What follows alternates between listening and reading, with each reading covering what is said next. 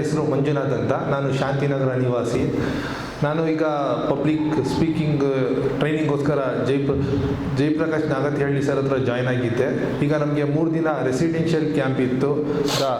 School of Asian wisdom ಅಂತ ಸ್ಕೂಲ್ನಲ್ಲಿ ನಮಗೆ 3 ದಿನ ರೆಸಿಡೆನ್ಷಿಯಲ್ ಕ್ಯಾಂಪ್ ನಡೀತಿದೆ. ಈಗ 3 ದಿನದಲ್ಲಿ ನಿನ್ನೆ 1 ದಿನ ಕಳೀತು, ಮತ್ತು ಇವತ್ತು ಈಗಾಗಲೇ ಆಫ್ಟರ್ನೂನ್ 4 o'clock ಆಗಿದೆ. ಹಾಗೆ ನಿನ್ನೆ ಕೂಡ ಒಬ್ಬರು ಡಾಕ್ಟರ್ ಬಂದರು, ಲಾಫಿಂಗ್ ಕ್ಲಾಸ್ ತೊಗೊಂಡ್ರು, ಭಾಳ ಅದ್ಭುತವಾಗಿತ್ತು. ಇವತ್ತು ಬೆಳಿಗ್ಗೆ ನಮ್ಮ ಮಾಜಿ ಶಾಸಕರು ದೇವನಹಳ್ಳಿ ಆದ ಮುನ್ಸಾಮಪ್ಪರವರು ಕೂಡ ಸರ್ ಹತ್ರ ಟ್ರೈನಿಂಗ್ ತೊಗೊಂಡು ಅವ್ರ ಅನುಭವಗಳನ್ನ ಕೂಡ ಹಂಚ್ಕೊಂಡ್ರು. ಹಾಗೆ ಈಗ ನಮ್ಮ ಇನ್ನೊಬ್ಬರು ಅತಿಥಿಯಾಗಿ CV ಮುರಳೀಧರ್ ಸರ್ ಕೂಡ ಬಂದಿದ್ದಾರೆ. ಅವರು ಅಗಾಧವಾದ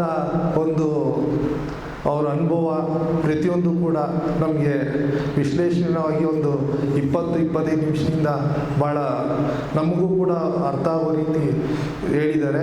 ಆಮೇಲೆ ಅವರು ಮಾತುಗಾರಿಕೆ ಪ್ರತಿಯೊಂದು ನೋಡಿದಾಗಲೂ ಅವ್ರನ್ನಲ್ಲಿರುವಂಥ ಸ್ಫೂರ್ತಿ, ಅದನ್ನು ನೋಡ್ತಿದ್ರೆ ನಮಗೂ ಕೂಡ ಒಂದು ಹುಮ್ಮಸ್ಸು ಬರ್ತಿದೆ.